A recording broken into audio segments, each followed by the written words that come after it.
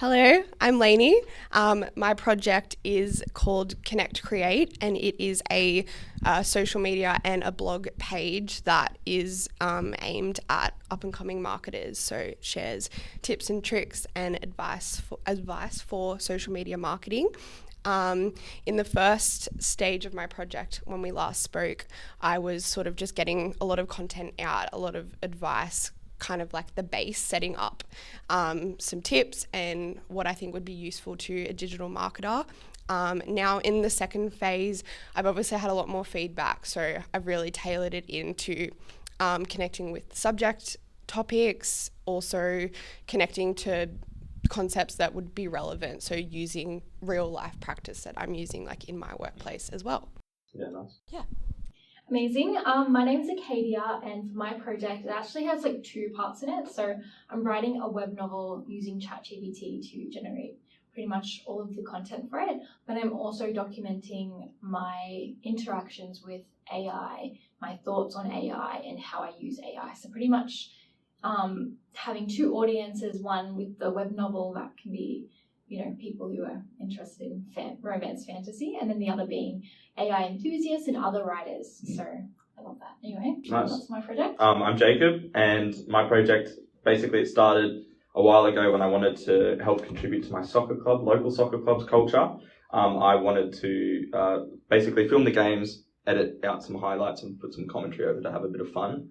And then I've just continued that into this semester, but the problem with this semester is that the winter season ended like halfway through it. So I had to try and figure out, how could I kick it on? And I play summer soccer, which is like social, five-side. And I was like, how can I do it here? So I'm doing the same thing with my summer soccer team, but it means I have more creativity and more control of what happens. So I've also been like spending a lot of time in the maker studio, like printing shirts and like making all these custom kits for everyone with like custom sponsors and stuff. So yeah, that's what I've been doing. Awesome. I love that. So I guess I'll talk about like my main learning moment in this second half of the project. I think that initially I was trying to connect it to the subject topics. I was creating the content first and then I was trying to connect it after. And I think I was just missing the mark every time and it wasn't really working. So I had to kind of reframe and think, maybe I think of what the concept is first and then do the content. So as an example, acceptation was the concept that I was trying to link my project to. I started thinking how that concept can relate to digital marketing. So for instance, drones, for example, were once used as like a military sort of weapon or form. Now they're used for cinematography and it's like the biggest thing in social media. So I created a whole blog post that used examples like that and talked about how digital marketing is innovative and doesn't always have to be like a new idea. It can be something that already exists and reused. So I think that was a big learning moment for me. I did have a question. Yeah. What's your plan for the future? Are you planning to keep this going or like maybe change it up a little bit? Like what's the go? This is my last semester of uni as well. So I suppose I would love to, like I work for an agency right now. I would love to, grow in that or even start my own. So I feel like it could be relevant to keep my ability to teach and to learn relevant, especially digital marketing it changes so quickly. You need to consistently be learning. You'll never just know everything. So I think it would be useful to continue it. Yeah, I feel like especially as like a digital marketer, they're like so prevalent in that space and they really have like a very personal like persona online. So like people that use your content and share your content kind of put themselves first and become like they share reels where it's like very personal, talk to me about these concepts. I feel like you could do a lot with it and you can also bring it into your personal brand in your career. Yes. Because I see people like they've gone from what you're doing to leading seminars talking about the industry for like $150 tickets per person. Yeah. There's just a road that can go up. Absolutely. A lot you can do. Yeah, definitely. Where was your social media focus? Oh, yes. So my blog, WordPress, and then I created an Instagram account as well. So I've used the content across both. Awesome. Sometimes I've done a post that is like a shorter version of the blog post, and then if people want more information in detail, it's linked to the blog post, and then they can go look at that. Yeah, cool. Yeah. Nice. Yeah. I guess moving into my learning moment, I'd say I had a few over the course of like the second half of it, because I changed my project quite a lot to have a different focus. Yeah. And one of the main things I noticed is how different my audiences are for the two sides, and especially with the web novel, linking it back to the project I did last session, which was an original story, I guess, as original as ChatGPT can be. And then this one is a fan fiction. And I found the way that the different platforms interact with the different content was really interesting, because I post across a number of platforms. I post on my blog, I post on webnovel.com, Wattpad, and AO3. And the way that people interact with fan fiction, I found it was a lot more engagement with fan fiction rather than original content. Maybe because it has an already established audience. Okay. But I think the main reason people seem to enjoy my work, or at least were more engaged than original work, was the way that I reframed it. So taking it from the original story was in Korean to English, but then going further than that is the original story is in a first person perspective and changing it to third person, which really allows, I don't know, I enjoy stories in third person a lot more than first person. I just feel like, I don't know, it's a different experience, and I personally feel it's better. And I feel like a lot of people also agree with that. Nice. So where do you think the AI is going to be used in the industry in future? Is it going to flourish? It's interesting because I look at social media a lot, and I'm always in the comments section seeing what people's opinions are, and people don't have a great opinion of AI in the creative industries. So I think it's either going to go one way or the other, but probably adapting it, at least into a certain point where maybe you're using it to judge your work or get ideas, but not using it to write a whole story. Like, people are just not going to want to read an AI generated novel. You're not going to go and buy one, because it just defeats the purpose of like an author. It's like, why not? Like, I just feel like, even as like a reader, I'm a big reader myself, I personally don't want to read an AI generated story. I'd rather have it being someone's original idea. But like, my whole project was based on trying to explore this new technology. I was trying to have a very objective viewpoint, even though my own opinion differs from what I'm doing.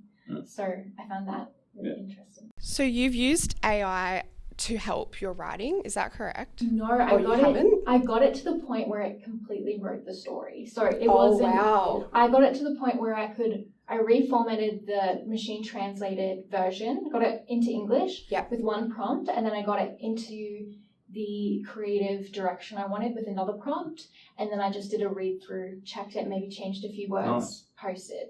Wow. So those things like created a lot of value then, like a really useful tool in that sense. Yeah, and I documented that entirely. Awesome. I made sure to have the exact prompts, everything documented. Cool. So you can read that on my blog. Yeah. Yeah. Awesome. I love that. So then finally, my key learning moment, I think it's something I've been trying to wrestle with in all media subjects, and it's that I'm very lame and very like down the line and technical, right? So I really like when we were in 114 being like, first you want to create a prototype and then you want to iterate on that and use customer feedback. So very robotic, right? And Trav and I were talking about this last week, where you can industrialize a process only so far. Like, obviously it's good to have these industrial steps and like factory, like a machine line.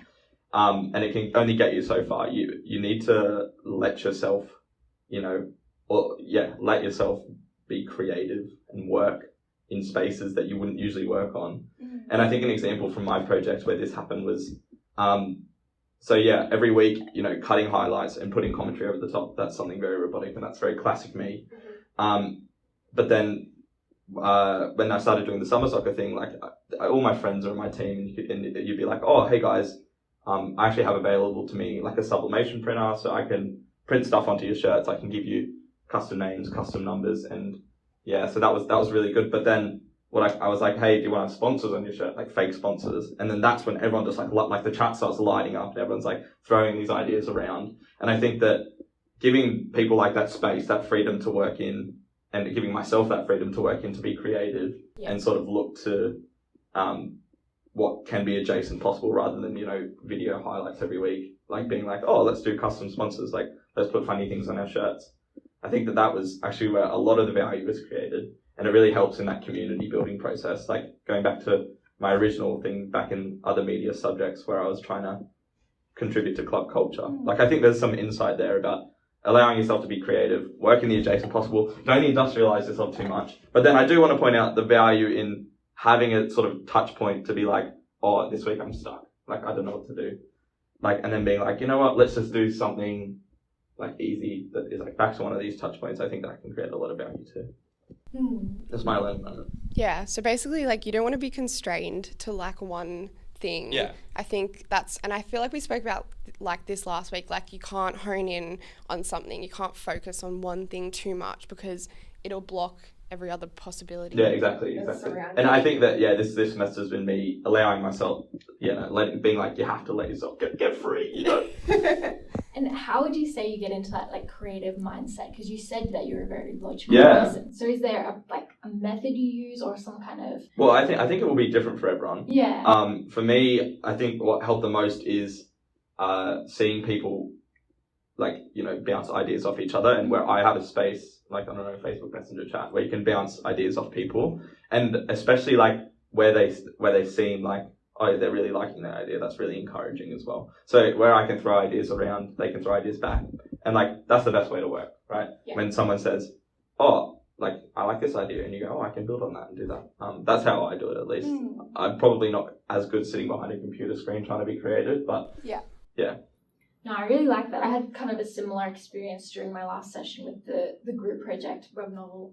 I'm sure you I do know. were a witness to that. But yeah, team or group brainstorming, I don't think you can really beat it in terms of individual creativity. That's where it thrives. Yeah, absolutely. It goes back to that, like, the idea of a feedback loop, which obviously we've probably learned through our entire uni life so far, but it works. Like, you need input from external sources. It can't all come from, your own mind. Otherwise it's just never going to reach its potential. For sure. Yeah. Absolutely. With the feedback loop, I found with individual projects, it was really hard to find that feedback loop, especially like an organic one from the content, from the audience you're trying to find. So was there any like tips or anything that you could give to, if you're having that trouble finding an organic audience, how do you get around that to still keep the feedback loop?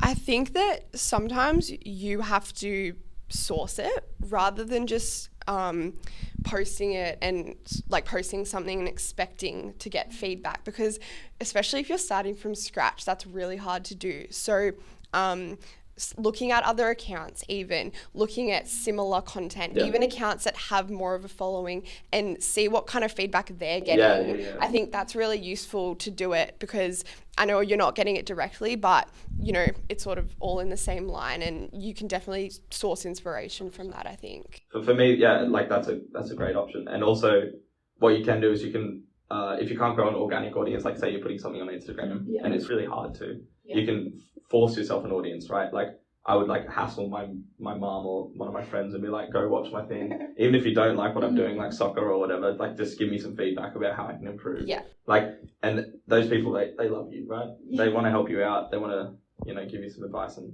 they'll always want to see you prosper. So that's what I'd say.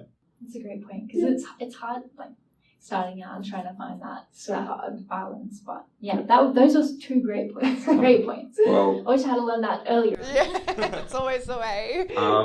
That's our peer review chat. Yeah. Thanks, guys. That's a chat. Woo!